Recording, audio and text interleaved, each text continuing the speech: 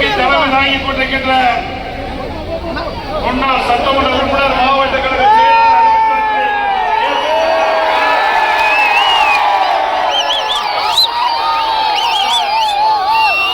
நிகழ்ச்சியிலே பங்குபட்டு சிறப்பித்துக் கொண்டிருக்கின்ற முன்னாள் ஆளுநர் மதிப்புக்கும் மரியாதைக்கும் உரிய டாக்டர் தமிழிசை சவுந்தரராஜன் அவர்களே மற்றும் நிகழ்ச்சியிலே கலந்து கொண்டிருக்கின்ற முன்னாள் எம்பி சகோதரர் டாக்டர் பி வேணுகோபால் அவர்களே, முன்னாள் எம்எல்ஏ சோதரி கே சிங்காரம் அவர்களே மற்றும் நிகழ்ச்சியிலே கலந்து கொண்டு சிறப்பித்துக் கொண்டிருக்கின்ற பாரதிய ஜனதா கட்சியுடைய மாவட்ட தலைவர் திரு குமார் அவர்களே, பொதுச்செயலாளர் சிவபாஸ்கர் அவர்களே, கழகத்தினுடைய ஒன்றிய கழக செயலாளர்களே, நகர கழக செயலாளர், பேருக்கழக செயலாளர், பகுதி செயலாளர், வட்டக்கழக செயலாளர்களே, கிளைக்கழக செயலாளர்களே, கழகத்திலே பல்வேறு பொறுப்புகளை வைக்கின்ற நிர்வாகிகளே, கூட்டணி கட்சி சேர்ந்த தலைவர்களே, நிர்வாகிகளே, தொண்டர்களே, பெரியவர்களே, தாய்மார்களே, பத்திரிகையாளர் ஊடகங்களே, அத்தனை பேருக்கும் என்னுடைய முதற்க நன்றி.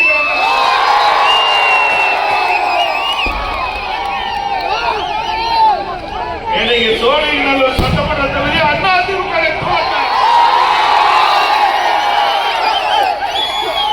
தொகுதி நுழைகின்ற பொழுது இந்த பகுதிக்கு வருவதற்கு சுமார் 1 மணி நேரம்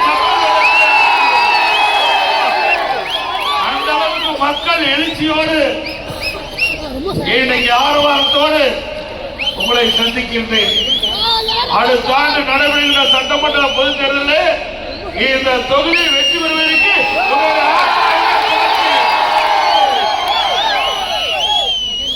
இன்னைக்கு பல பேர் பேசிக் கொண்டிருக்கிறார்கள். குறிப்பா திரு ஸ்டாலின் அவர் பேசுகிறார், திராவிட முன்னேற்ற கழகம் 200 இடங்களிலே வெற்றி பெறும் என்று இந்த கூட்டத்தின் வாயிலாக நான் தெரிவித்துக் கொள்கின்றேன். அண்ணா திமுக தலைமையிலே அமைக்கப்படுகின்ற கூட்டணி 210 இடங்களிலே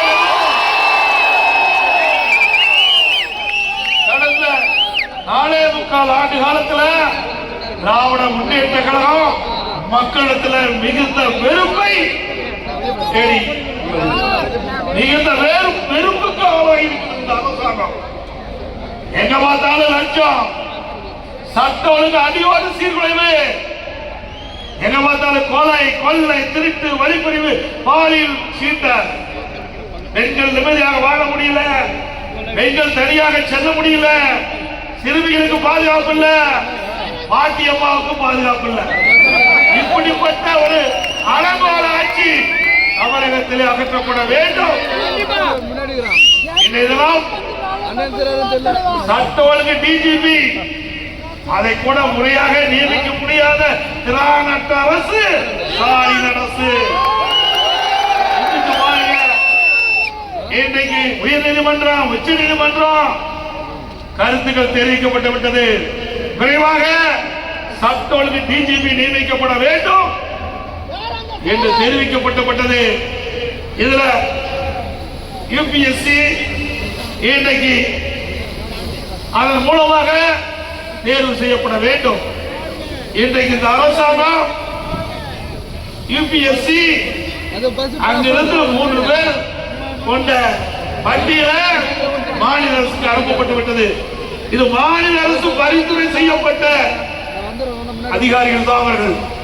இவர்கள் பரிந்துரை செய்யப்பட்ட இந்த அதிகாரிகளை யுபிஎஸ்சி அதில் 3 பேர் தேர்வு செஞ்சு மாநில அரசுக்கு அனுப்பிச்சிருக்குது. இதுவரைக்கும் டிஜிபி நியமிக்க முடியல.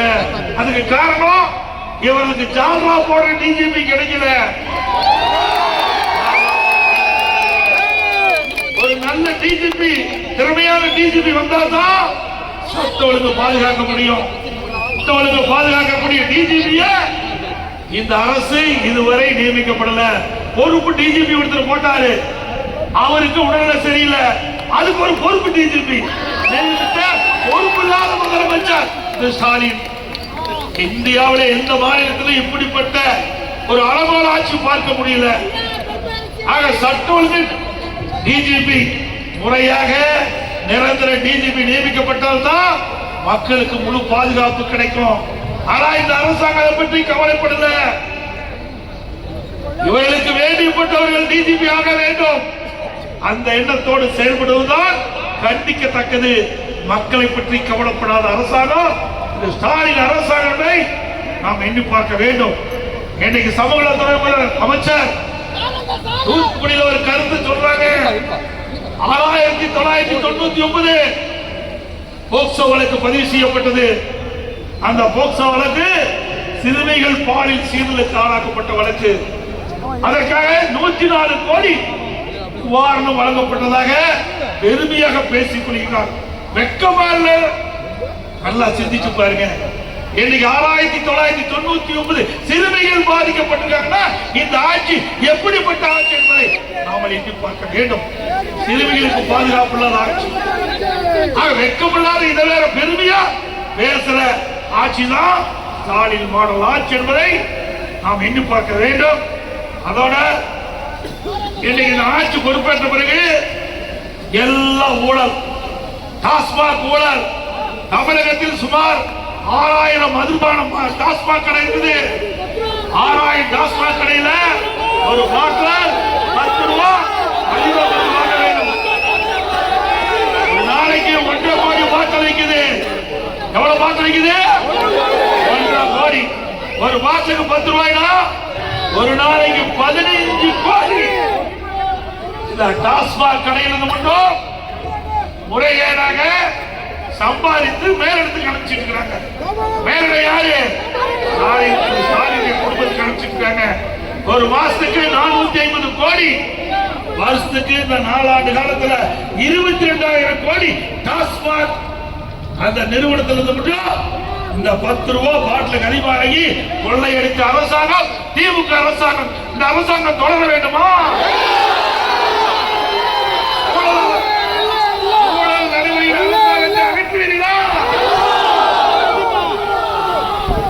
அது மட்டுமல்ல, திராவிட முன்னேற்ற கழக அமைச்சராக இருக்கின்ற ஒரு நிதியமைச்சர் திரு பழனிவேல் தியாகராஜன் என்பவர் இப்ப வேறு இலாக்காவுக்கு போயிட்டாங்க. அவர் ஆடியோ மூலமாக ஒரு செய்தியை பரப்பினார். 30,000 கோடி எங்களை விட அதிகமா தெரிஞ்சிருக்குது. ஏன்னா வலைதளத்தில் பரவி இருக்குது, தமிழ்நாடு முழுவதும் பரவி இருக்குது.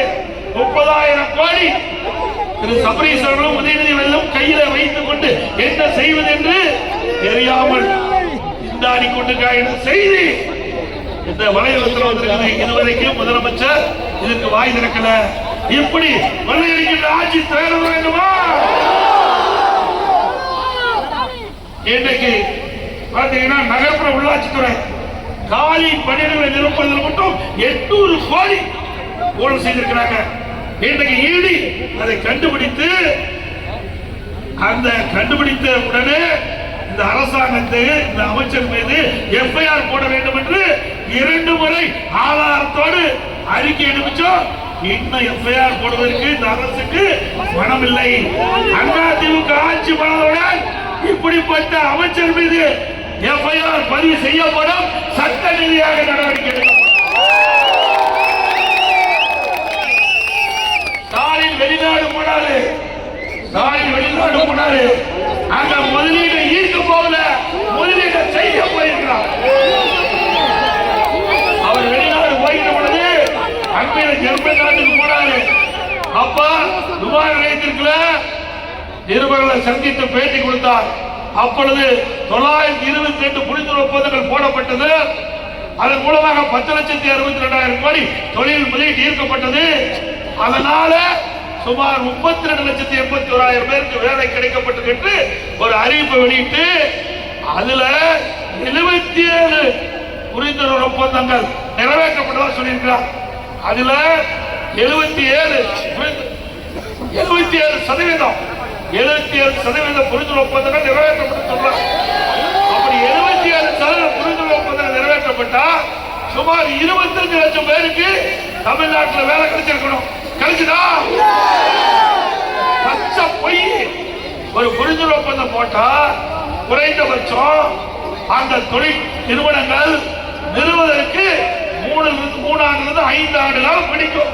நிலம் தேர்வு செய்ய வேணும், அதுக்கு தேவையான நிதி ஆதாரத்தை பெருக்க வேணும், முதற்கட்ட பணி செயல்படுத்த வேணும், அதற்கு தேவையான அனுமதிகள் வழங்க வேண்டும். எவ்வளவு செயல்படுவதற்கு சுமார் 3 ஆண்டிலிருந்து 5 ஆண்டு காலம் பிடிக்கும். ஆனால் இன்றைய முதலமைச்சர் வேண்டும் என்ற திட்டமிட்டு மக்களை ஏமாற்ற, இளைஞர்களை ஏமாற்றுவதற்காக இப்படி ஒரு பச்சை பொய்யை சொல்லிய முதலமைச்சர் திரு ஸ்டாலினை நாம் எண்ணி பார்க்க வேண்டும். அதோட அதிமுக ஆட்சி இருந்தது 2015 புரட்சி தலைவி அம்மாவை தமிழகத்தினுடைய முதலமைச்சராக இருந்த காலகட்டத்தில் 2015 தொழில் முதலீட்டாளர் மாநாட்டை சென்னையில் நடத்தினாங்க. சுமார் 2,42,000 கோடி தொழில் முதலீடு ஈர்க்கப்பட்டது. 98 புரிந்துணர்வு ஒப்பந்தங்கள் போடப்பட்டது. இதில் 78% புரிந்துணர்வு ஒப்பந்தம் நடைமுறைக்கு வந்துட்டது. பல லட்சம் பேருக்கு வேலை கிடைச்சது. அதே வழியில் வந்து அம்மாவுடைய அரசு 2019 ஜனவரியில தொழில் முதலீட்டு மாநாட்டை நடத்தலாம் சென்னையில. அதன் மூலமாக சுமார் 3,500,000 கோடி தொழில் முதலீட்டு ஈர்த்தோம். 304 புரிந்து ஒப்பந்தம் போட்டோம். 27% நிறைவேற்றப்பட்டது. இன்னும் நிறைவேற்றப்பட்டு வருது. இந்த தொழிற்சாலை எல்லாம் கொண்டு வந்த அரசாங்கம் அதிமுக அரசாங்கம். அதன் மூலமா தான் வேலை கிடைச்சிருக்கு. நீங்க ஸ்டாலின் பெருமையா பேசுறாருல, அந்த பெருமைக்கு நாம் தான் காரணம். நாம விதை போட்டோம், செடி முளைத்தது, மரமாச்சு. இப்போ பூ பூத்து காயாயி பழத்தை பறிச்சிட்டு இருக்காங்க. இவர்கள் கொண்டு வந்த திட்டத்தினால தமிழ்நாட்டுக்கு ஏழைகளுக்கு இளைஞர்களுக்கு வேலை கிடைக்கல. அனைத்து இந்திய அண்ணா திராவிட முன்னேற்ற கழக ஆட்சியில தொழில் முதலீட்டை ஈர்த்து, அந்த தொழில் முதலீட்டை ஈர்த்த காரணத்தினால தமிழகத்தில் பல தொழிற்சாலைகள் வந்த பிறகு பல லட்சம் பேருக்கு வேலை கிடைச்சிருக்குது. தமிழ்நாடு பொருளாதாரத்தில் உயர்ந்த நிலைக்கு வந்திருக்குது. திராவிட முன்னேற்ற கழக ஆட்சியில தொழில் முதலீட்டை ஈர்த்துதான் சொன்னாங்க. சட்டமன்றத்தில் நான் கேள்வி கேட்டேன், பத்திரிகையின் வாயிலாக அறிக்கை விட்டேன், ஊடகத்தின் வாயிலாக பேட்டி கொடுத்தேன். ஸ்டாலினுடைய அரசாங்கத்தில் இருக்கின்ற தொழில்துறை அமைச்சர் அவர்களே, நீங்க வெள்ளை அறிக்கை விடுங்க. திராவிட முன்னேற்ற கழக ஆட்சியில எவ்வளவு புரிந்துணர்வு ஒப்பந்தம் போட்டீங்க, எவ்வளவு தொழில் முதலீட்டு ஈர்த்தீங்க, எத்தனை தொழில் தமிழகத்தில் வந்து இப்பொழுது தொடங்கப்பட்டிருக்கிறது, எத்தனை தொழில் நிறைவு பெற்று வேலைவாய்ப்பு எவ்வளவு பேர் கிடைச்சு சொன்னா வெள்ள பேப்பரை காட்டுறாங்க. வெள்ள பேப்பரை காட்டுறாங்க. ஒண்ணு அதுதான், ஒண்ணுமே நடக்கல. அதான் வெள்ள பேப்பரை காட்டிட்டாரு சொல்லி இருக்கிறார். பிரதான எதிர்கட்சி மக்களுடைய கேட்கிறார்கள். மக்களுடைய பிரச்சனை மக்கள் கேட்கின்றார்கள். மக்கள் கேட்கின்ற அந்த கேள்வியின் அடிப்படையில் தான் பிரதான எதிர்கட்சி என்ற முறையில் நாங்கள் இளைஞர்கள் கேட்கின்றார்கள், பொதுமக்கள் கேட்கின்றார்கள். தமிழகத்தில் எவ்வளவு தொழில் வந்தது, எவ்வளவு முதலில் ஈர்க்கப்பட்டீங்க, அதனுடைய நிலை என்ன, எவ்வளவு பேருக்கு வேலை கிடைத்தது, அதை சொல்ல வேண்டிய கடமை ஆளுங்கட்சி. ஆனால் அவர்கள் பொய்ய சொல்லி சொல்லி மக்களை ஏமாற்றி இளைஞரை ஏமாற்றி வாக்கு பெறுவதுதான் குறிக்கோளாக இருந்து கொண்ட கிழமை நேரத்தில் சுட்டிக்காட்ட வருகிறேன். அதோட எப்ப பார்த்தாலும் முதலமைச்சர் ஸ்டாலின் பேசுறார். இந்தியாவிலேயே முதன்மை முதலமைச்சர் ஸ்டாலினா. ஆமா, எதுல கடன் வாங்குவதிலே முதன்மையான முதலமைச்சர். கடன் வாங்குவதிலே இந்தியாவில் பல மாநிலம் இருக்குது. இந்தியாவில் பல மாநிலம் இருக்குது. எந்த மாநிலத்திலும் இவ்வளவு கடன் வாங்கல. தமிழ்நாட்டில் அதிக கடன் வாங்குவதில் முதல் மாநிலம் இந்தியாவிலேயே தமிழ்நாடு. இந்தியாவிலேயே கடன் வாங்குவதில் முதல் மாநிலம் தமிழ்நாடு.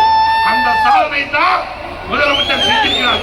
வேற எந்த சாதனை எல்லாத்தையும் கடனாக்கிட்டார்.